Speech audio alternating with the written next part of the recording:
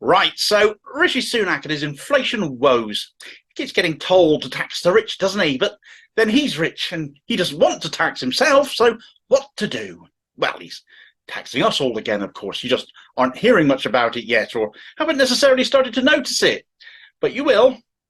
The government have been caught out playing sleight of hand with the tax take, with average household tax bills expected to hit £4,200 a year by 2027, and all via the back door. That'll be the highest tax take per household since World War II.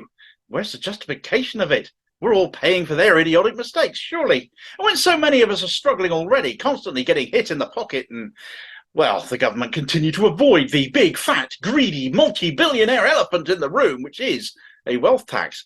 And avoiding that is getting all the more obvious. So what are they playing at then? Well, let's start with one of the less offensive tax hikes, you would think. The one that hits big business, the one we like, we think we like.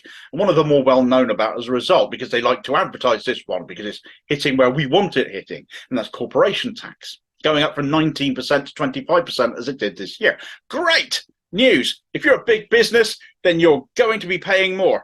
It's not so great if you're a small to medium-sized business. Hang on a minute, I thought this corporation tax, it only hits big corporations. Not so. Despite the name, all limited companies pay it, though that main rate of 25% only applies to businesses with profits over £250,000. For smaller businesses, it is proportionately less, going down to 19%. Being a tax on profits, though, if you're a smaller business, if you perhaps pay yourself out of a share of your profits, it hits your own income. It's not necessarily big businesses only affected by this. Lots of smaller ones are too. A lot of people get dragged up an income tax band as tax thresholds got frozen as well. You got a pay rise and automatically went up a tax bracket, or ended up getting dragged into paying income tax for the very first time. Not only has that threshold been frozen this year, though, it will remain so next year. And according to the Centre for Economic and Business Research, that's going to create another 4.2 million basic rate taxpayers. People hit for the first time with income tax. That's a lot of people. A further 2.6 million will enter the highest bracket, which is 1.5 million more than previously estimated. Perversely, that will be because of the high inflation. As incomes rise as they do each year, whoops, here comes the government. They're going to tax you more as well now.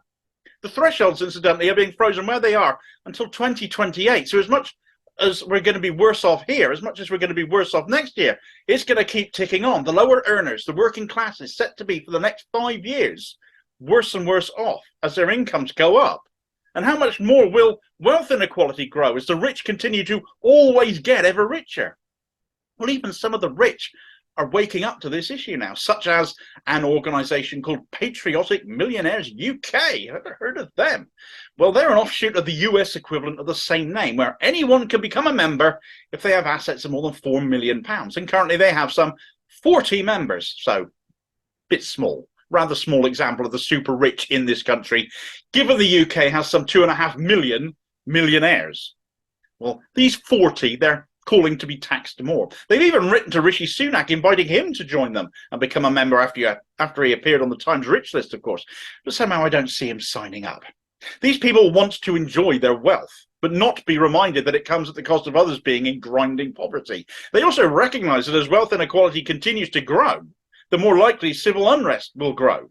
Because ultimately you can only push the poorest so far before it ends up becoming more about torches and pitchforks.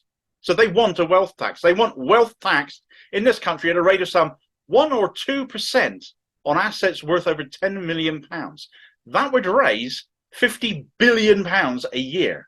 That's £50 billion the government don't currently take. That is a tiny, tiny percentage of the wealth of these most wealthier people. They'll still be inordinately wealthy. They won't miss it. They'll probably make it back in a week or so. It really is an obvious solution to combat inflation. A brand new tax to really tackle inflation, paid by those who can afford it. Bring it down hard, benefit the economy.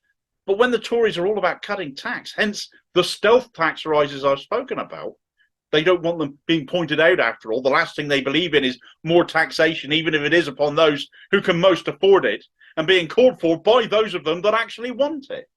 Can we hope a Labour government would listen more to these very rich people who want this wealth tax?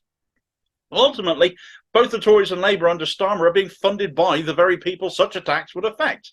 and therefore will be less likely to cough up to those parties if they have a wealth tax levied against them. They prefer to pay for influence, not pay tax. Donors need taking out of politics effectively. There has to be a better way of funding political parties, because our society will remain unfair and grow ever more so if something isn't done about that. Those aren't strong foundations. And after you've liked, shared and subscribed to the channel, if you found my musings on this valuable, please check out this video recommendation here, where 2/3 of all new wealth made in the last year all went to the top 1%. Something's got to change there. There has to be a shift, or history has shown over and over where this always ends up. And I'll hopefully see you on the next vid. Cheers, folks.